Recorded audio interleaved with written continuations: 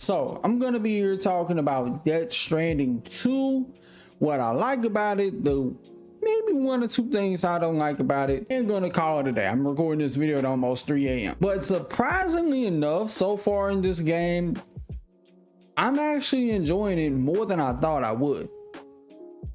Because going into it, I've dropped the first game because I was kind of like, I don't know, boredom out my mind. Okay, after a while and me just watching people like play the first one, you know, ever since the first one came out, and seeing everything that they put out about this second game, I just wanted to, you know, just see what this game would hit for, if I would like it or not. I will tell you early on, when you're in the first area, I haven't really like scratched the surface of the brand new area you're going to be in Australia. But in Mexico, at least, even though it's a small portion of it, it feels dense and it feels massive for a small vertical slice of what they consider to be Mexico. You're going to notice you're going to be doing a lot of walking, but eventually at a certain point, by the time you get close to the end of the Mexico missions, you start to, you know, have a little bit more easier time traversing. I've noticed how you really are just not fighting, at least from what I could tell, not fighting that many BTs as you did in the first game.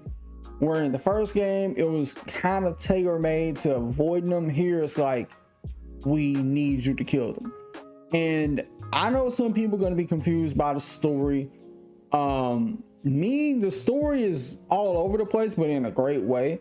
And there's a lot of Metal Gear references if you're a Metal Gear junkie. But even if you're like a late Metal Gear bloomer like myself, who first started playing Metal Gear with 4, you could pick up on a lot of stuff early on, 4 or 5 hours in. But it does kind of continue where things sort of left off with the first game.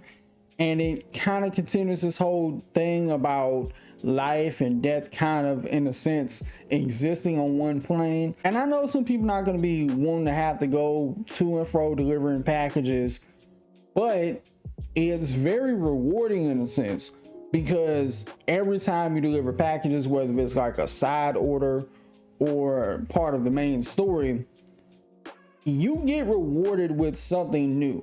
You get rewarded with, hey, here's this thing to help you navigate the vast landscape much easier. You want a bike where you ain't got to walk all the way, and all you got to do is be able to craft this thing at one of these stations that you're at, where you deliver the packages at, and somewhere out in the open where you can kind of, in a sense, just place it there, charge up your bike, because it is battery powered essentially.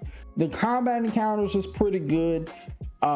Even though there's very few, or it feels like at least, not that many encounters with the BTs, or they're more streamlined to the main story at hand, they feel tense and satisfying, if that makes sense. Going around certain camps, fighting off humans, trying to stealth certain areas. I was kind of bad in stealth in this game. By a certain point, you start to get in the groove of things, and you're not going to roll your eyes as much as you would having to go from point A to point B, especially when you get different things at your disposal in terms of traversal and different players in the game leaving things for you to look at and kind of be able to navigate the world much easier. Graphically, and even from a technological point of view, I think this game is superb. It pretty much knocks it out the park. The Decima engine is showed off to its full capacity.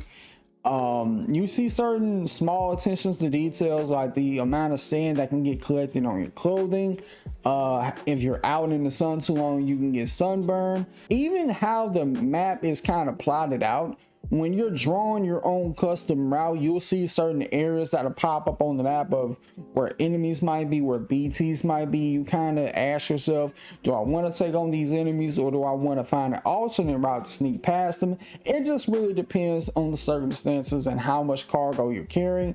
If you ain't got a whole lot of cargo, then you ain't going to really mind going up against a couple humans. But if you are carrying like vital cargo or a lot of cargo, going up against a group of BTs, and you can kind of take off your backpack and only have what you need at your disposal when it comes to fighting BTs. That way any packages that you are going to be taking from point A to point B don't get badly damaged during the fight, or you can just outright find a different route and sneak past the BTs altogether. Now, crazily enough, playing this game in a post-COVID world, considering that the first game came out before COVID, it kind of blows your mind in a sense. It almost feels like you're playing in an alternate reality of what if COVID was still ongoing and we were locked inside the house, and the only way we could get food or anything of sustenance is people deliver it to us. I mean, we kind of already got that now with DoorDash and different UPS services that's been existing for a while, but you get the idea. Now, if you're somebody who dropped the first game,